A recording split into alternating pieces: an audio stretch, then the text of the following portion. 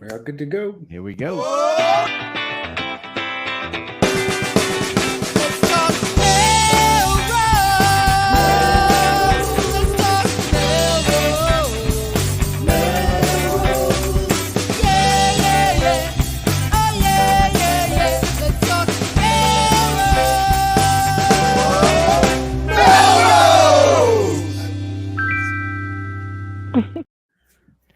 Good evening, Melrosians the world over.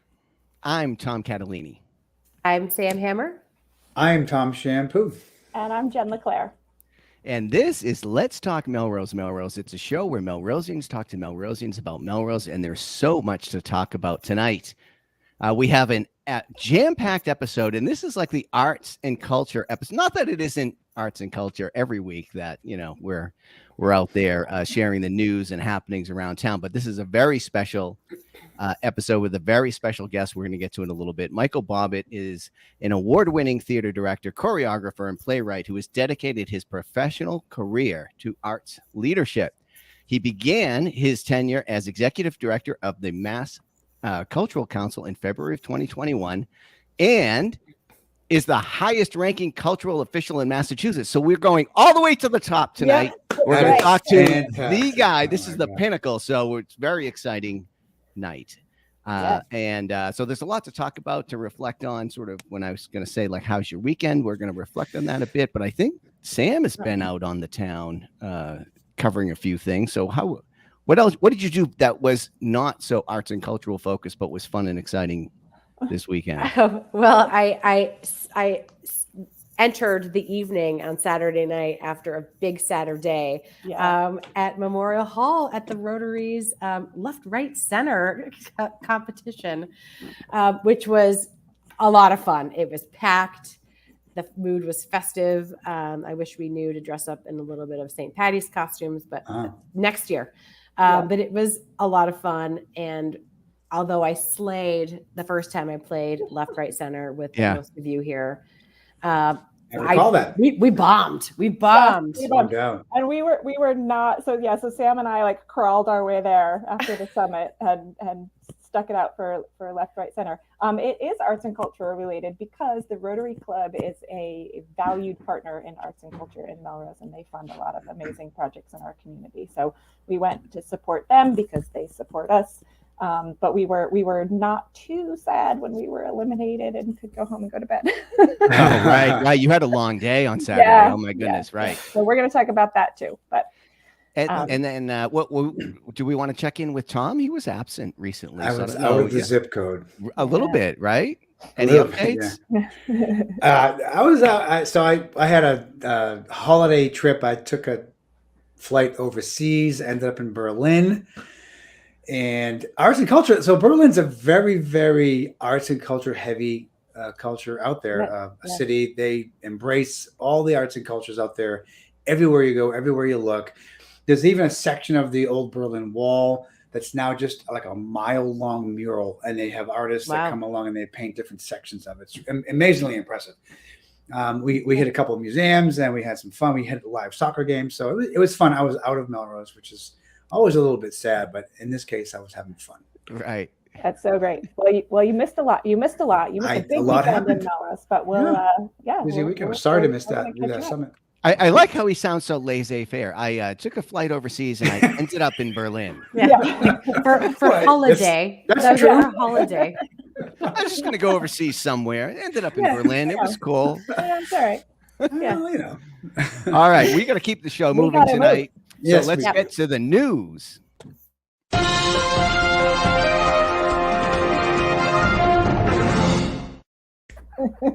Love that. I love that. Again, staying on theme. That was when Sam and I dressed the part to attend the Newsies performance at the middle school. So we're all in. So real quick, people are going to think that this is the only news happening around town, which is probably not true. But it was a big weekend for Melrose Destination Imagination kids also. So Destination Imagination is a STEAM education program and competition for kids in grades K through 12. Melrose has 6 teams and 3 of our teams placed in their categories. So we had 2 teams that placed that won third place in their category.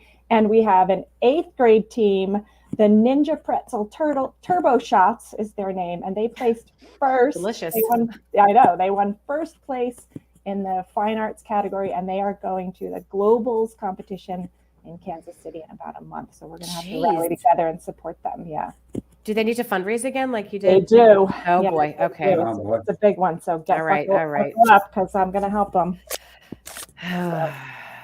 Okay. We're ready. And then Tomcat, what are you doing later this week? So I'm on edge, but it's for a good cause. So Thursday night, Julie Nolan is hosting a comedy show or performing a comedy show. And we're all going to go down to the Rising Eagle, actually upstairs, so above the restaurant part, but you still get to sit down, have dinner. So we want you to get there 5:30, 6 o'clock, have dinner, a couple of drinks, and then we're going to have a benefit show to, and all the funds will go to Hopeful Journeys, which is an education center in Beverly, Mass, for student with or that are on the autism spectrum or have other disabilities to learn a lot of life functional skills. And I think it services kids from a very young age all the way up to like 22. So it's a great program. Julie has 2 kids who have been going there for a while, and the youngest I think is aging out. And so I don't know if this will be the last fundraiser she does for them, but it's certainly going to be a big one. She, however, made the mistake of inviting me to open for her. What was she thinking? I don't understand this. And Sam can attest. I was in a panic over Sam's this weekend trying to get talked off the ledge and getting sage advice. I don't know if I'm able to process this. So this will be my first time doing something that's going to be a sort of like stand-up comedy, but I don't know what's going to happen. So, it's like a train wreck, I guess. Come and see what happens. You had a lot of practice on this show. Yeah, but this is off the cuff. This is improvisational. Sam and I were talking about this. This is like trying to be intentional and prepared. Something I'm just not good at. And I'll add this one more just to make it more nerve-wracking for you. The live audience. Like here, we don't have a live audience responding. We had a few chuckleheads on there. There you go. No pressure. No pressure. Otherwise, you'll be fine. Just think it's like the trolley tour, Tom. You'll be fine. Yeah, exactly. Yes, well, we have set low expectations for that, and those people are trapped. They can't get off the trolley. Well, Sam and I will stand at the door at Rising Eagle. Anyway, yes, thank you. Right. Please come down. It's a great cause. You come see me perform one way or another. You'll be entertained, I think, for a few minutes, and then Julie will come and make everything all right. So we want you to come down for dinner at 6 o'clock. The show's going to start around 7. Okay, great. Rising Eagle upstairs. That sounds great. So this weekend, Sam, you can help me describe it. Sam and I and the team, we have a big team. The Melrose Creative Alliance hosted the 2nd annual Melrose Arts and Culture Summit. We had roughly 80 artists and cultural workers gather together. We heard from our special guest speaker, Michael Bobbitt. We were also joined by Mayor Broder and Senator Paul Mark, where they talked to guests about commitment to arts funding. And then what did we do, Sam? Attendees collaborated via internet. Just keep reading. We did. It was great. So after we listened, we went out and sat at tables to talk about kind of like year 2. We have these initiatives that we've started. How are they going, and how do we kind of focus and progress them to shape the vision for arts and culture in our community? So yeah. So the Creative Alliance, we said this at the summit that we have hundreds, literally hundreds of arts and culture workers, artists and organizations here in Melrose. They are the folks doing the amazing work on the ground to make this an amazing place to live. Mm-hmm. So the Creative Alliance really is just like a convener. We're there to sort of elevate their work, to look for additional resources, to advocate for the arts kind of collectively. And one of the things we're doing is the cultural district. So I think we want to bring on our guest. So, here's some pictures. Look how handsome that guy is. I know. Also have to show our suggestion box and get that on live television really fast. So facilitated, our conversations were facilitated by the amazing Christopher Robinson. Yes. Melrose Next to the Melrose. amazing Jen LeClaire. Thank you. Yeah, I was gonna say you're downplaying it, Jen, because Yeah. there's all this stuff, all these little sparks of creativity around town, and you all are pouring gasoline and getting everything lit up. So we very much appreciate that's a catalyst. This group in your work is a catalyst for making awesome things happen. But are we ready to play the walk-up music? Absolutely. Let's do I it. think we are.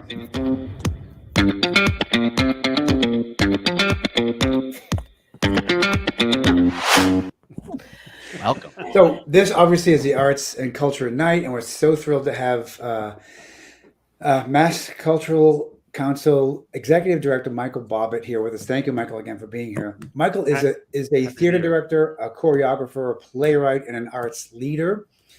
And prior to Mass Cultural Council, Michael was the artistic director for the New Repertory Theater in Watertown.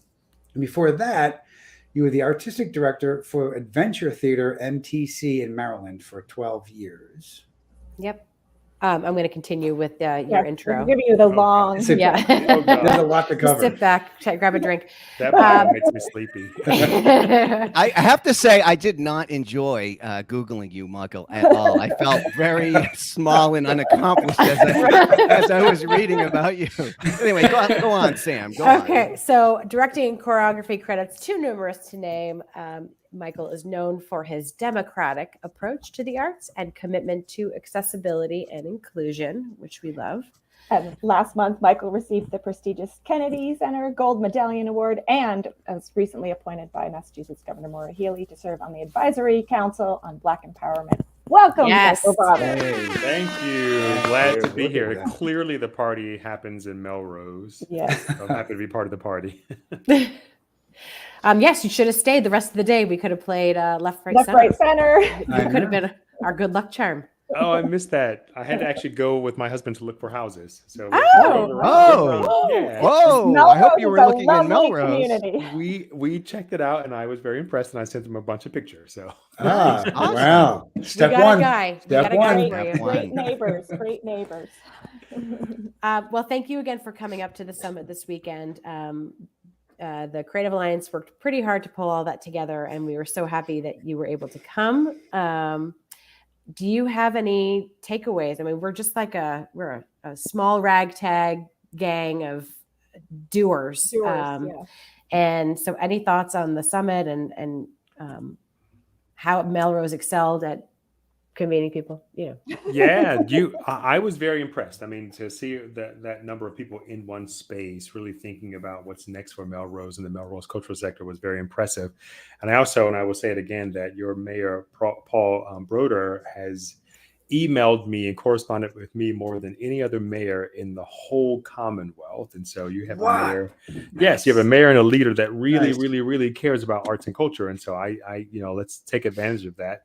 I got to talk to a bunch of council members too, and I was really excited that you have a bunch of council members that are really supportive of the arts. So I say take advantage of it and dig in with them to see what more can be done to uplift and elevate the cultural sector that you have there. It's pretty incredible. Great. That's Carrie. Carrie Ann is she's a photographer, a wildlife photographer in Melrose. Thanks, Carrie. Yeah, we heard lots of good feedback. One of the things that I was hoping for, right, is that people, were able to kind of meet other creatives and make some connections. So I heard a lot of people talking about really enjoying the conversation that was going on at their table. We deliberately sort of sat down like wedding planners and mixed people up on purpose.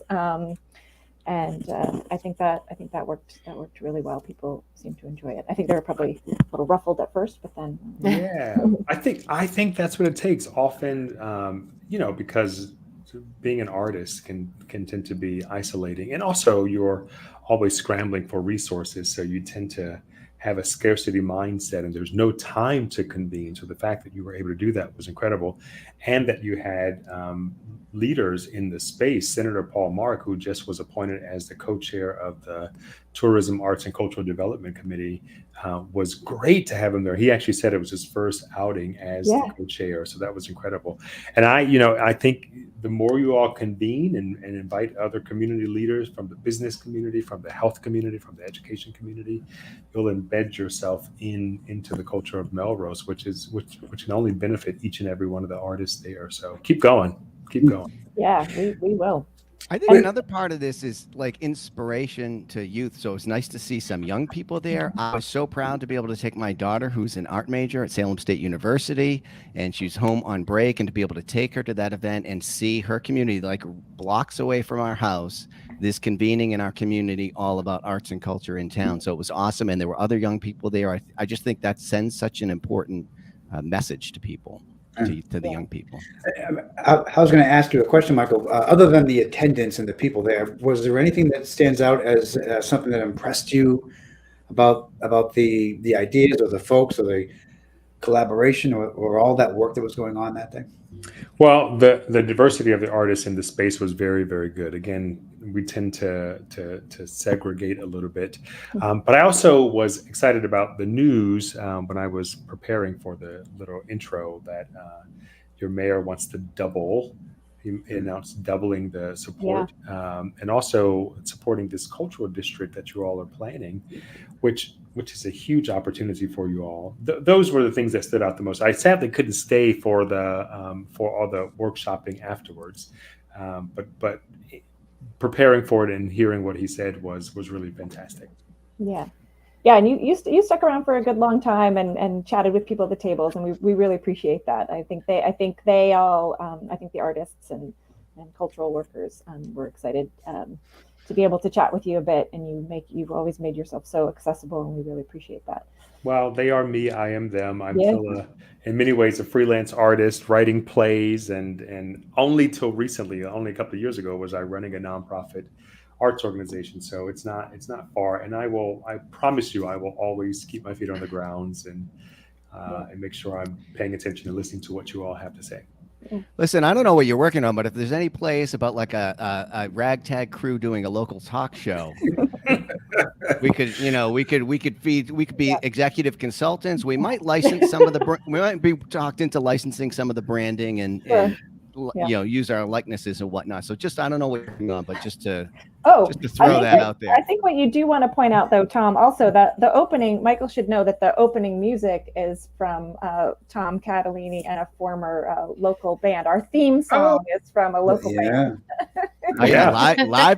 Live original music, right, from Artisan Cheese. We recorded that live in the studio, in a local studio right here in Melrose, which is kind of amazing. I love it. And let's give props to Sam for designing one of the best logos ever. I love our logo for the show. We have swag. We have t-shirts and mugs. Now we're really reaching. The graphics are amazing. And I think we should pitch this to Christopher Guest and make it into another movie. Oh, there we go. Yeah, you're right. I love that. Speaking of Christopher's, I know we want to get into talking about cultural districts too, but I think also, we again, big shout out to the entire team. It's a crew of all volunteers that put that event together, but we've engaged Christopher Robinson both last year and this year to consult with us. We've all worked with him both to try to make an event that is as accessible and inclusive as possible. And a lot of stuff, if you're not a person who needs some of those things, you might not see it right away, but we were very, very thorough with the different ways that you can access skills and accommodations for seating and things like that. And that's all things that we've learned from Christopher. And then, of course, you saw him facilitating, and he just takes an event to a level I can never imagine. So I'm grateful to him. He's a leader. I got a chance to work with him at New Repertory Theater, and I know he's been a close collaborator at the Cultural Council, helping us with our deaf and diversity work that we've been doing. And next year we'll be working with the consultants to design a whole deaf and diversity equity plan, so that we can make sure that everything we're doing is as accessible as possible, and that we're supporting the field in their work too. So Christopher is a very important man to have in Massachusetts. We're lucky. Yeah. Melrose. In Melrose. And, And he lives in Melrose. There you go. Right. and we're school parents together. I get him Yeah. multiple times a day. Awesome. Yeah. Awesome. Well, So- one thing I definitely. Oh, sorry. No, go ahead, Give Sam. it to the district. Okay. One of the things that I love the most that the Creative Alliance has been working on is our cultural district. So I have a map of what's being considered. I know our application is in, but could you talk through what it is, why it's important, why should we be even caring about this? What does it mean for us if we get designated with this cultural district? Yeah, so look at that. That's amazing. So the Cultural District program came out of an act of legislation, I think it was 2010.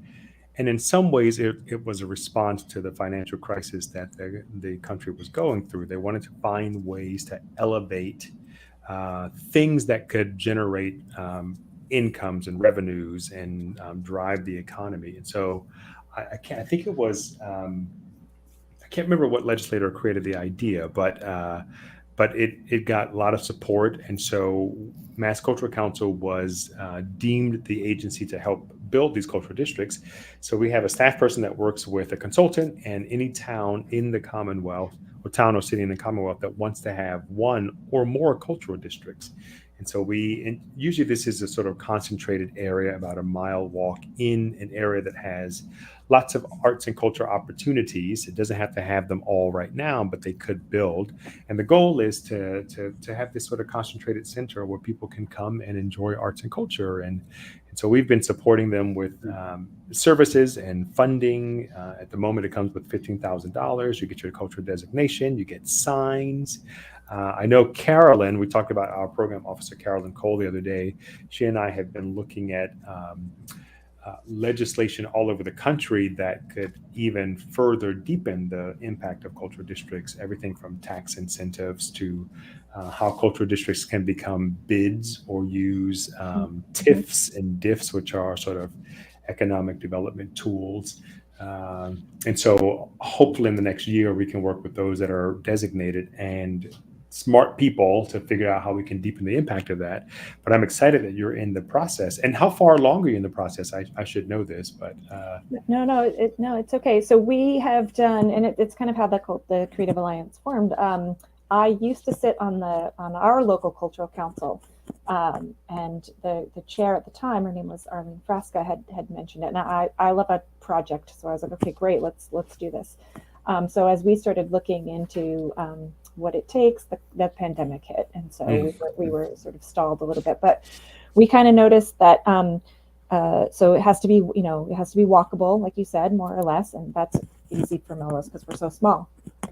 And then you have to map out your arts and cultural assets. So we did that. That was a great thing for us to all work on while we were stuck, right?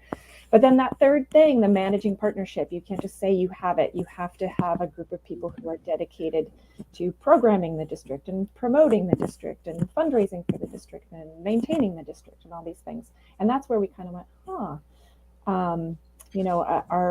because there's certain types of people that need to be on it too, right? At this managing partnership, certain an array of artists and creative businesses, representatives from the city and your chamber of commerce. And so we spent the last year or so trying to pull those folks together. And then the first summit was just testing the idea of like sort of galvanizing the idea. And then the second summit, that sort of community constituency meeting that's also required. So we've done all those things. And now the city, I know, is looking into, because the city actually has to open the application. So this is something that's, the Creative Alliance will be that managing partnership in partnership with the city, but the city has an application in process. It's great.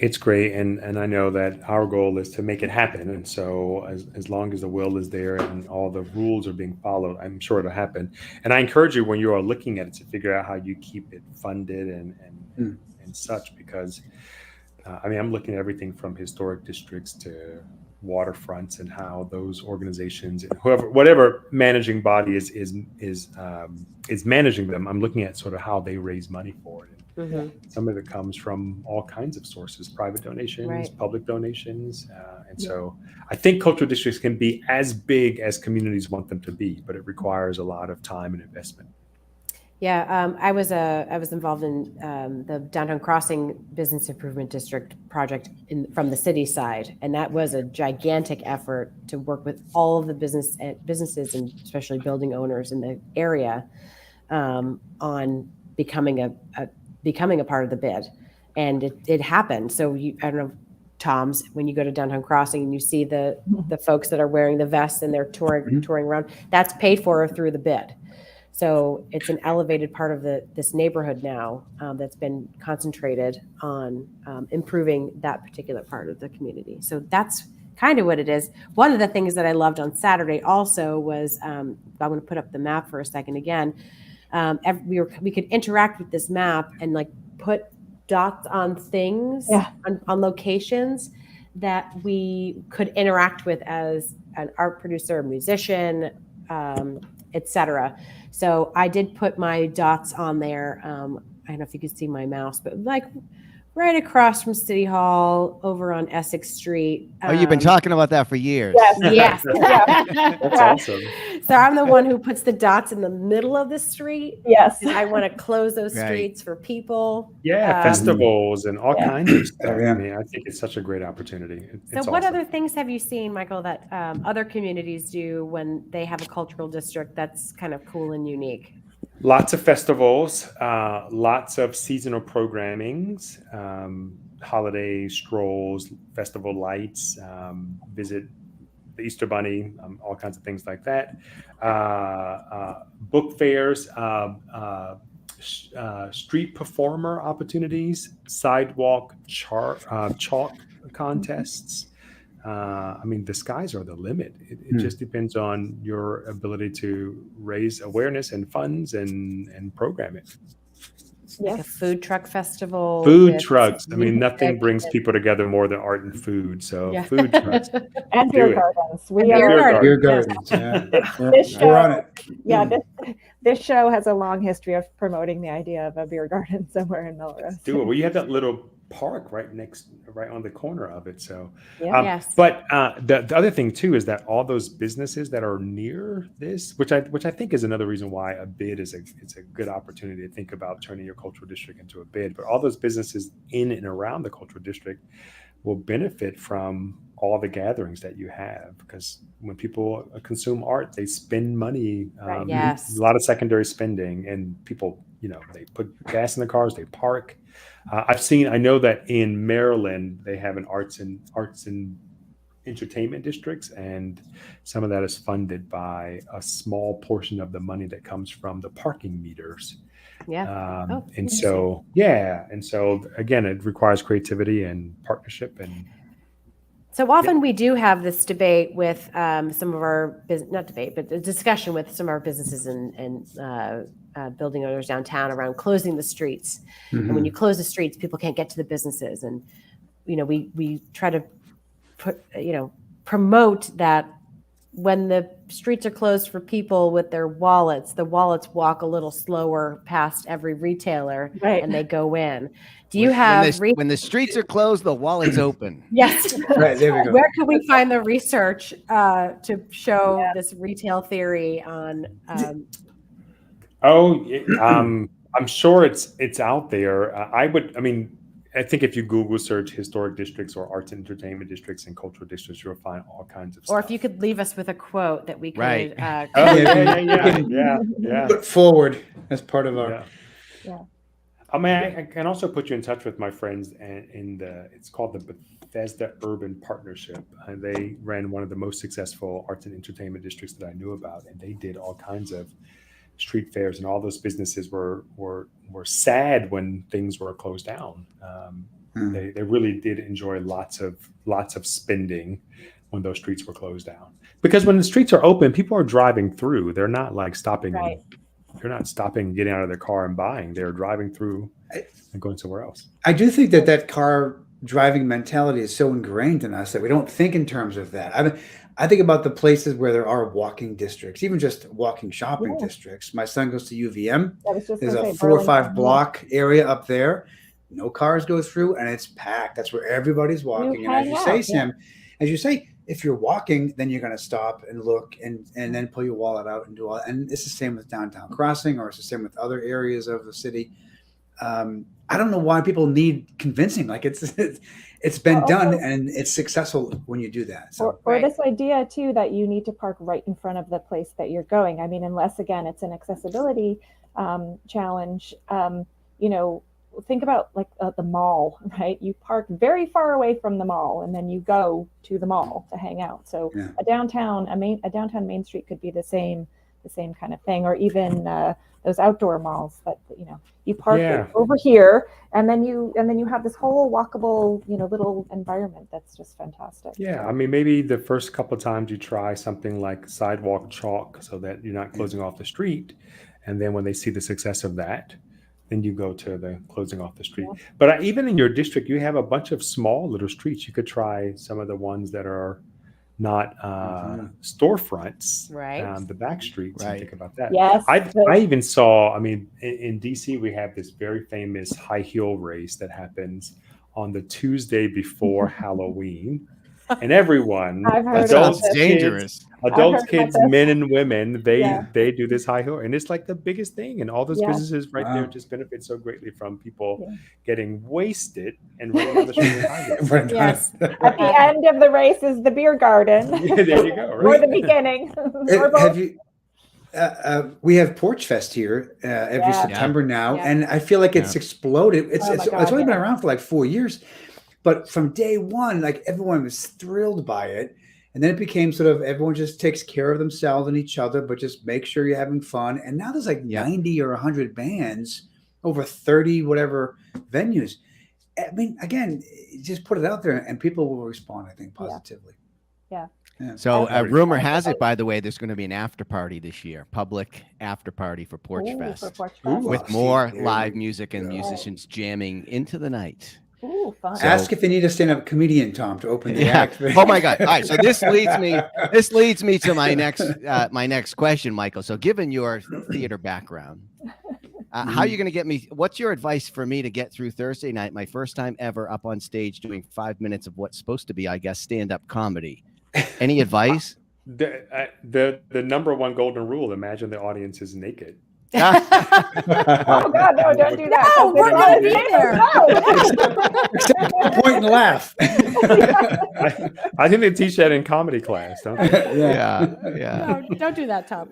No, I mean, be yourself. Just be yourself. It's they're coming to see you. You're going to have a room full of supporters. Well, they're actually not coming to see me. That's the issue. I'm like a surprise. Surprise, how funny everybody. is that?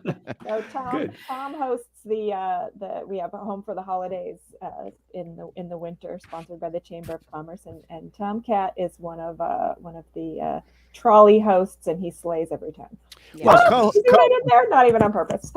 Slays, very good. So co-host, and luckily Jen partnered with me this year because Jen has like the information and stuff that people need, and I'm just distracting everybody. Yeah. So I also want to give a shout out. You mentioned chalk walks. We would be remiss if we didn't give a big shout out to our local community art center, Follow Your Art Community Studios. Mm-hmm. They've started an annual chalk walk fundraiser for themselves. And I told you we like an air horn. And they do a great job with that, and it gets everybody outside and downtown and around the pond and getting creative, and so that's a lot of fun. It's so great. And I know that we have been a supporter of Follow Your Art Studios. I think I have the numbers right here, but last year the state invested $215,000 into Melrose. Yeah. Wow. Thank you so much. It's good. It's super We bought exciting. a lot of air horns with that money. Yeah. I think we should remind people that occasionally on the show that 215,000, you said the number was? Right. That's really impressive. Thank you. We really appreciate that. So we do have a lot of musicians, visual artists. We have photographers in our community. You never know what's going to happen in Melrose. You never know. It's a massive. I mean, the beyond Melrose, just in the state, it's a massive workforce, and I know that. I think the last report I have, which is from 21, has the cultural sector contributing $24.3 billion to the state's GDP, which has it as the third or fourth largest sector contributing to the state's GDP. And I think the numbers from last year are even higher than that, putting us in the top. But as we talked about the secondary spending that happens around arts and culture, last year when we had we gave out $51 million in pandemic relief. Thank you, legislature, for supporting that. But we did a lot of outreach and found out that our thoughts about how large the sector was is probably not even close to what it actually is. I imagine it's probably triple what we thought. So it's a major workforce contributing greatly to the quality of life and the economic value. And also, like, as we are getting farther and farther into this AI world, I think creativity is going to be a huge asset, because all the information you can get on your phone. Yeah. And so now it's going to be about what you do with that information. So we'll see the need for creativity even more. Well, speaking of artificial intelligence, we ran an algorithm of people in Melrose that you could possibly be connected to. And we ran into this lady here. Oh my God. This is my wife that we call each other. Hi, it's good to see you. It's good to see you too. I get to see you twice in 10 days. It's amazing. I know. She came to see. I had a production of my adaptation of Make Way for Ducklings, the world premiere of that book, and she came to see it. It's so good to see your face. It's good to see you. It was amazing, and I was so sorry to miss you on Saturday. I had a previously scheduled engagement, and so I couldn't be there on Saturday, and I was so sad for many reasons, and one of them was that I didn't get to see you again. But congratulations again on the play. It was so good. The adults loved it, the kids loved it. Cora and Elliot came out saying, "Oh my God, that was so good." And it's hard to impress a 12-year-old. I'll take it. Thank you so much. Yeah, that was about a 4-year project. I got the rights. The first one I adapted from Robert McCloskey, who wrote Make Way for Ducklings, was Blueberries for Sal. The hope always was to get Make Way for Ducklings. And so that, I think that happened in 2018. And then the plan was to co-premiere it with a theater in DC that I used to run and Wheelock Family Theater. And then COVID happened. So I've had that that script living on my computer for many years. And we finally got to see it in Boston. So I'm glad it was entertaining for adults and kids and middle schoolers. Congratulations. Yeah. Thanks. Well, if your wife already lives in Melrose. Right. Should I text Steve right now? And I think you should. Yes. I really think you should. House hunting in order. Yeah. It's great. All right. Thank you again, Michael, so much for being here and saying hi. Nice to see you. Thank you. And we will be sure to invite you back many times. Anytime we're doing something cool, you are always welcome. Hop, skip, and jump, and I can't wait to walk the newly deemed cultural district. Yeah. Nice. Hey. Or maybe roller skate around, to be determined. Yeah, right. I'm down for anything. All right, friends. All right, great. All right, Thanks. hold on. Oh, wait, we forgot. Wait a minute. Did we explain the end, We Tim? forgot to warn you No. about the end. They're Yeah, hazing? we don't just walk away. Oh, there's hazing. Okay. No, I'm ready. amazing. I'm ready Well, for it. we dance it off to the theme song. Oh, good. Yeah. No, easy peasy. So, and we say, we'll see you around town, and we'll see you around the district.